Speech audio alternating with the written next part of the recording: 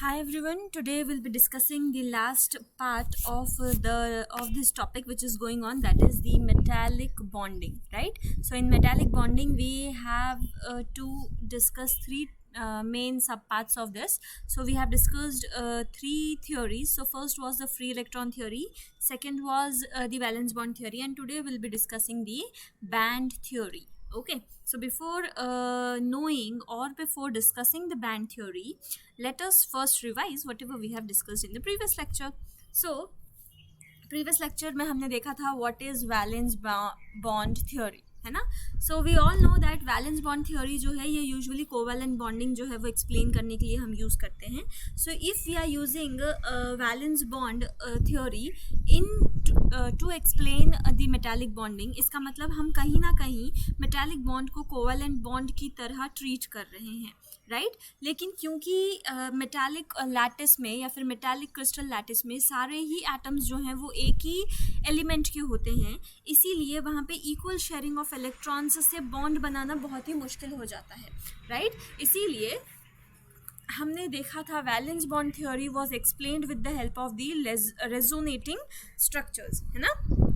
तो ये थ्योरी हमको ये बता रही थी कि किसी भी क्रिस्टल लैटिस में जो बॉन्ड फॉर्म होता है वो कोवलेंट बॉन्ड होता है, but then it is resonating between the different atoms, और इसीलिए एक मेटालिक क्रिस्टल के सारे ही एटम्स जो हैं वो एक दूसरे के साथ बंधे हुए होते हैं, they are bonded with each other. So हमने देखा था the example of the lithium, right. Lithium जो है इसके पास 3 इलेक्ट्रॉन्स होते हैं इसके कोर में. सो उसमें से एक इलेक्ट्रॉन जो है वो आउटरमोस्ट शेल में होता है. इसका मतलब लिथियम जो है वो एक ही इलेक्ट्रॉन किसी को दे सकता है और एक ही इलेक्ट्रॉन किसी से ले सकता है. इसका मतलब वो एक ही बॉन्ड जो है वो फॉर्म कर पाएगा. लेकिन लिथियम के क्रिस्टल लैटिस में बहुत सारे बॉन्ड्स रहेंगे क्योंकि एक लिथियम जो है ये 8 दूसरे लिथियम एटम्स के साथ अटैच्ड होता है, राइट. तो 8 बॉन्ड्स बनाना तो पॉसिबल नहीं होगा उसके लिए, इसीलिए वहाँ पे रेजोनेटिंग स्ट्रक्चर्स जो हैं उसकी हेल्प से बताया गया है.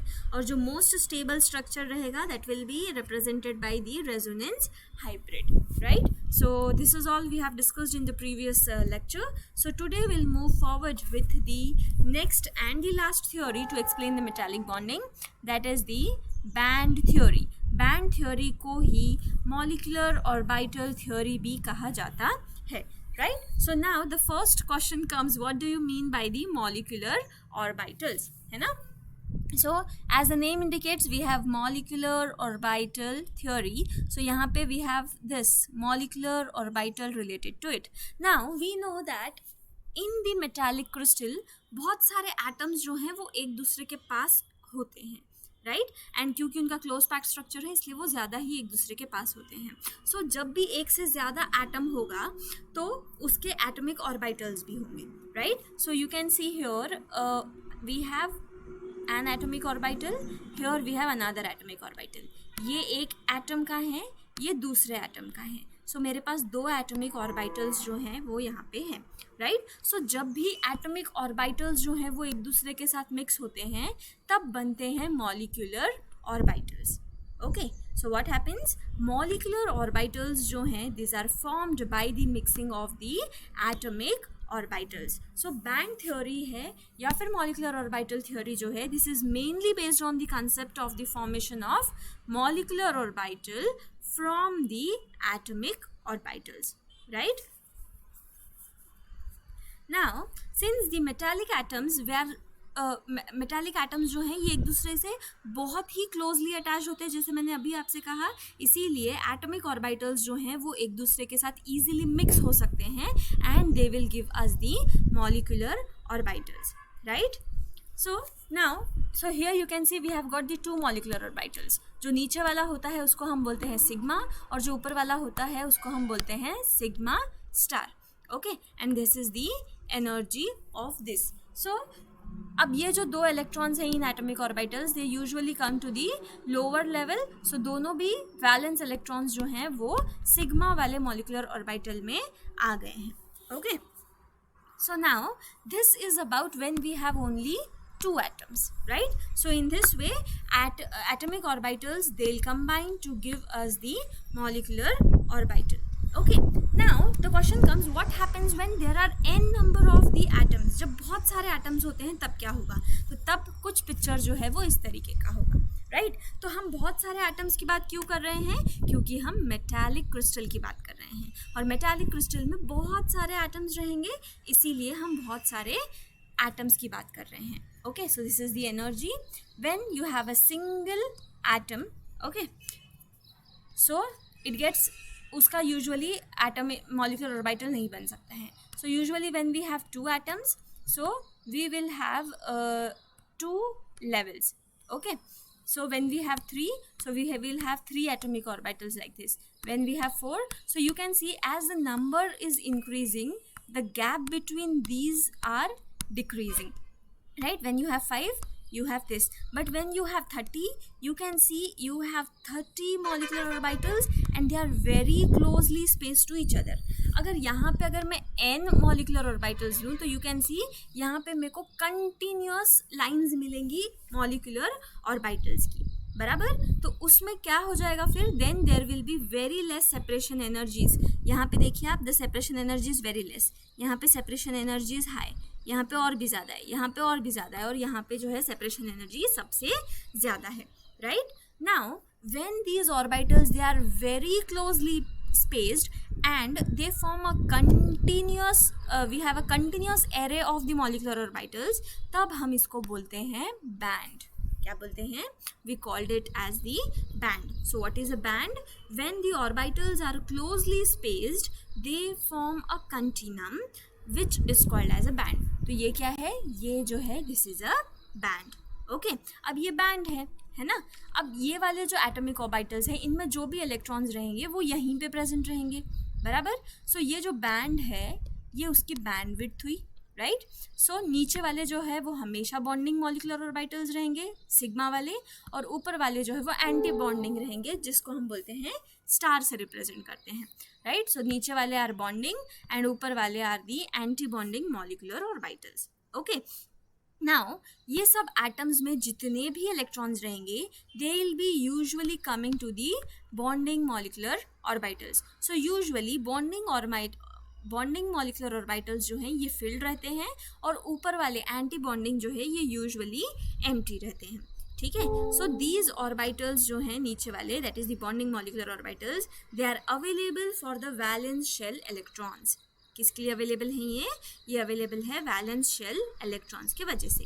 Okay, so now in this band some molecular orbitals are completely filled, some are partially filled, and some are completely empty. Okay, now due to the continuous, now you can see ये जो band है वो कैसा है? Continuous है, right? So due to the continuous band structure what will happen? The electrons can move from this region to the above region. Okay, so what happens here? The electrons are free to move anywhere, right? As a result, the electrons are not localized. मैं ये नहीं बोल सकती हूँ कि electron सिर्फ यहीं है या फिर यहीं है. So they can move. Why they can move? Because the energy gap between the different molecular orbitals is minimum, है ना? Continuous है ये, इसीलिए वहाँ पे they can easily move, right? So this is the whole structure, and this is the band which is formed by the very less difference between the separation gap of the molecular orbitals. Okay, so let us move forward with the same thing. उसी को मैंने एक और इसमें explain किया है. जब एक ही एटम रहेगा तो एक ही मॉलिक्यूलर ऑर्बिटल बनेगा, so you will have only one molecule here. When you have two atoms, then you will have one bonding and another anti-bonding. So you have two atoms over here. When you have three, so you have three bonding, anti-bonding, and this is the non-bonding wala. So you have three molecular orbitals here, right? When you have four, then you can see you will have two MOs, two anti-molecular orbitals, right? And here you have four atoms. And when you have n number, infinite है, so see यहाँ पे अपने को continuously एक band ही मिला, ठीक है? There is no separation between the molecular orbitals. So इसको हम क्या बोलते हैं? This is called as the band, B-A-N-D, band. Okay. Now let us talk about the molecular orbital theory, taking an example of the lithium atom, ठीक है। So we all know lithium के पास कितने इलेक्ट्रॉन्स हैं, lithium के पास 3 electron हैं, 1s में 2 और 2s में 1। सो लिथियम का इलेक्ट्रॉनिक कॉन्फ़िगरेशन है 1s2 एंड 2s1, राइट। अब जब भी लिथियम जो है लिथियम के 2 एटम्स जो हैं वो एक दूसरे के साथ कंबाइन होंगे तो हमको एक सिग्मा ऑर्बिटल मिलेगा, विच एक sigma bonding sigma molecular orbital मिलेगा और एक सिग्मा स्टार मॉलिक्यूलर ऑर्बिटल मिलेगा, ठीक है। सो now here you can C 1s और 1s लिथियम का अगर ओवरलैप होंगे तो will get sigma 1s and sigma 1s star. इसमें भी 2 इलेक्ट्रॉन्स हैं, इसमें भी 2 इलेक्ट्रॉन्स हैं, तो सबसे पहले नीचे वाला फिल होगा, उसके बाद में ऊपर वाला, यानी कि ये वाला जो है ये कम्प्लीटली फिल्ड हो गया है। Now talking about 2s1 and 2s1 of 2 different lithium atoms. So इसने बनाया sigma 2s bonding molecular orbital और sigma star 2s anti bonding molecular orbital. इसके पास एक इलेक्ट्रॉन, इसके पास एक इलेक्ट्रॉन, ठीक है। सो ये आ जाएंगे दोनों सिग्मा 2s पे। सो कहाँ पे इलेक्ट्रॉन्स आए, इलेक्ट्रॉन्स आए नीचे वाले बॉन्डिंग मॉलिक्यूलर ऑर्बिटल में, बराबर। So this is the case when you have lithium 2, that is Li2, 2 atoms of lithium coming and forming the molecular orbitals. Okay, now let us move forward. When you have different number of the lithium atoms, okay, so lithium 2 ये हमने अभी देखा, जब 2 lithium रहेंगे, ये एक atom है lithium का, ये दूसरा, तो एक सिग्मा बनेगा और एक सिग्मा स्टार, सिग्मा वाला बॉन्डिंग, स्टार वाला एंटी बॉन्डिंग। 2 इलेक्ट्रॉन्स जो हैं, दोनों इलेक्ट्रॉन्स यहाँ आ जाएंगे। When you have Li3, you have 3 electrons in 3 atoms, you will get 3 molecular orbitals. So नीचे वाला बॉन्डिंग, बीच वाला नॉन बॉन्डिंग, उसके ऊपर वाला एंटी बॉन्डिंग। सो 3 इलेक्ट्रॉन्स, नीचे 2 आएंगे, कंप्लीटली फिल हो गया, फिर भरेगा नॉन बॉन्डिंग, तो उसमें 1, ठीक है। Now when you have Li4, so you have lithium के 4 एटम्स, चारों में एक electron, you have got 2 bonding, you have got 2 anti bonding, 4 electrons, 2 पहले यहाँ आएंगे, 2 उसके बाद आएंगे, यानी कि सारे बॉन्डिंग में ही आ गए। अब अगर मेरे पास n नंबर ऑफ लिथियम के एटम्स रहेंगे तो मुझे क्या मिलेगा यहाँ पे, I will get a band over here, right. What do I get, I get a band over here. So this is the band formed by the large number of the molecular orbitals, okay. So this is how the formation occurs in the band of the lithium crystal, okay। ये थोड़ा सा अभी एकदम basic diagram है, right. अभी थोड़ा सा हम इंटरेस्टिंग डायग्राम देखेंगे। सो here you can see when you have 1 atom of the lithium, right, so you will get only 1 molecular orbital. When you have 2 atoms of the lithium, you will have 2, right, दोनों भी electrons जो हैं वो नीचे रहेंगे।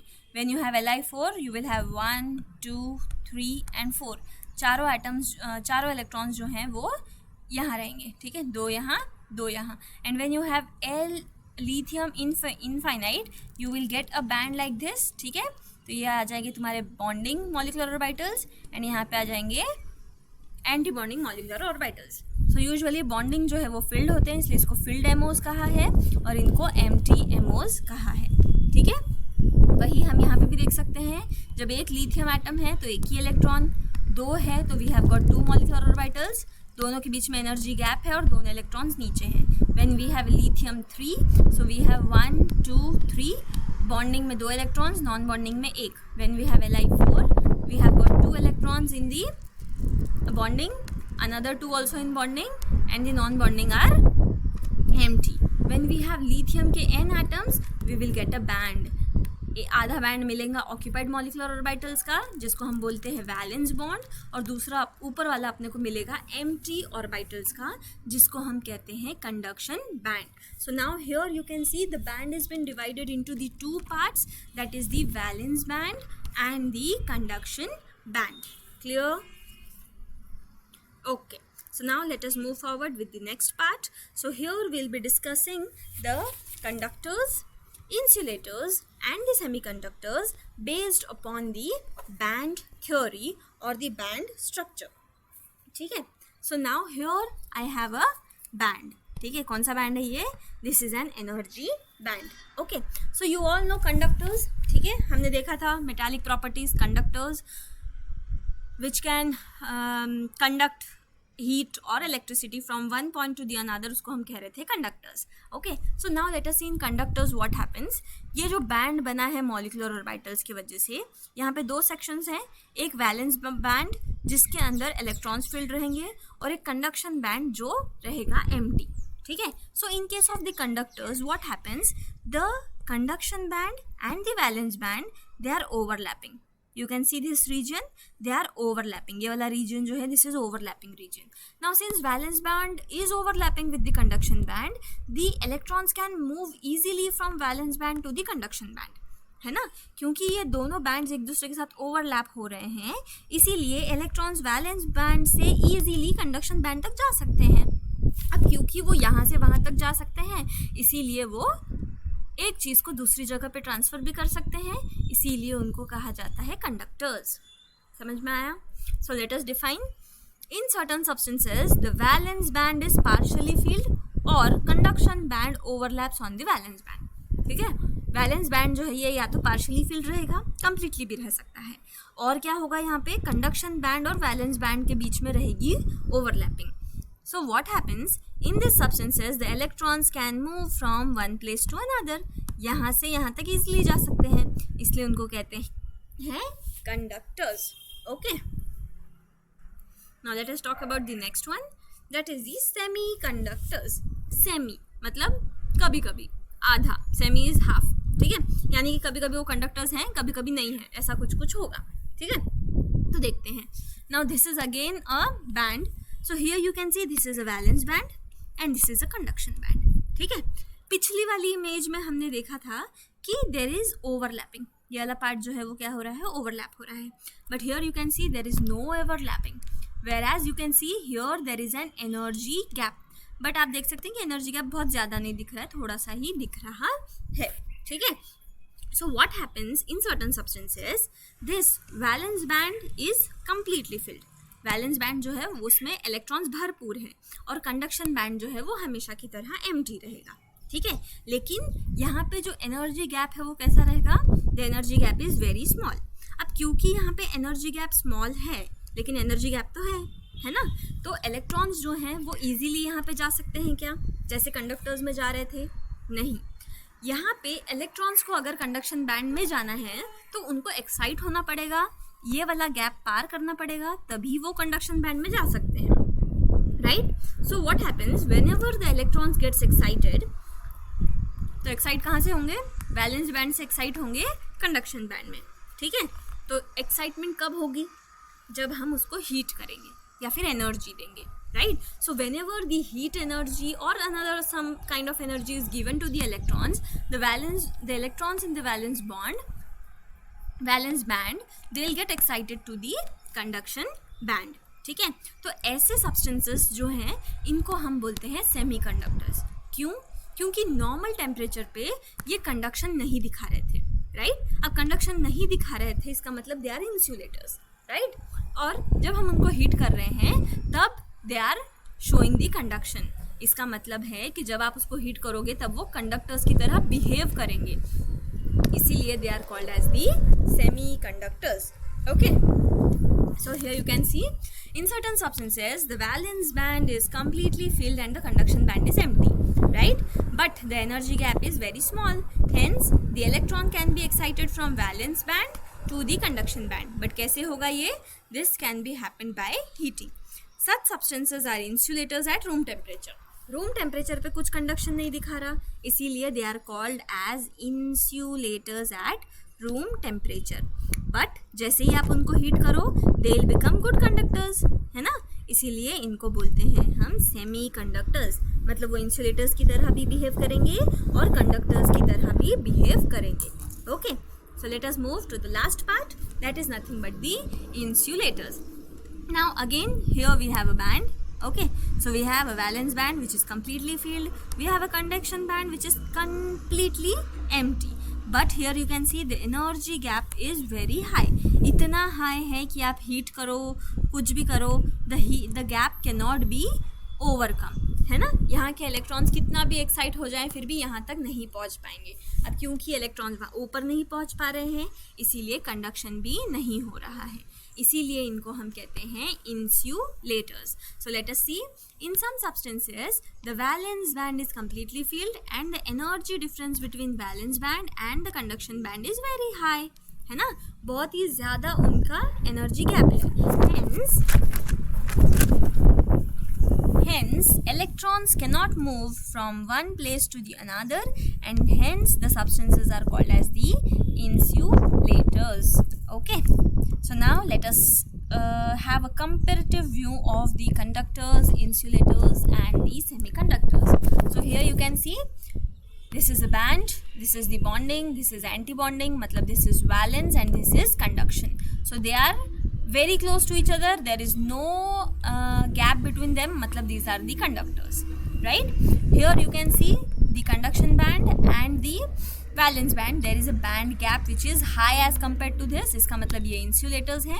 And यहाँ पे आप देख सकते हैं कंडक्शन बैंड और वैलेंस बैंड के बीच में गैप जो है वो बहुत ही कम है, इसका मतलब they are called as the semi conductors. Okay, so let's have another diagram over here. So here we have insulators first. Okay, so valence band में यहाँ देखिए इलेक्ट्रॉन्स हैं, कंडक्शन बैंड में कोई भी इलेक्ट्रॉन्स नहीं है और बैंड गैप जो है वो बहुत ही ज़्यादा है, इसका मतलब ये इलेक्ट्रॉन्स कितना भी एक्साइट होकर यहाँ तक नहीं पहुँच सकते, इसीलिए इनको कहा गया है insulators, right. Next is the semiconductors. Here you can C valence band में इलेक्ट्रॉन्स भरपूर है, राइट, और कंडक्शन बैंड में इलेक्ट्रॉन्स जा पा रहे हैं। क्यों जा पा रहे हैं? Because the band gap is less, है ना। अब बैंड गैप लेस है इसीलिए थोड़ा भी इसको आप हिट करोगे तो इजीली वैलेंस बैंड के इलेक्ट्रॉन्स कंडक्शन बैंड में जा सकते हैं, इसीलिए they are called as the semi conductors. Okay, now the last part, here the valence band has electrons, the conduction band has also electrons. क्यों electrons हैं?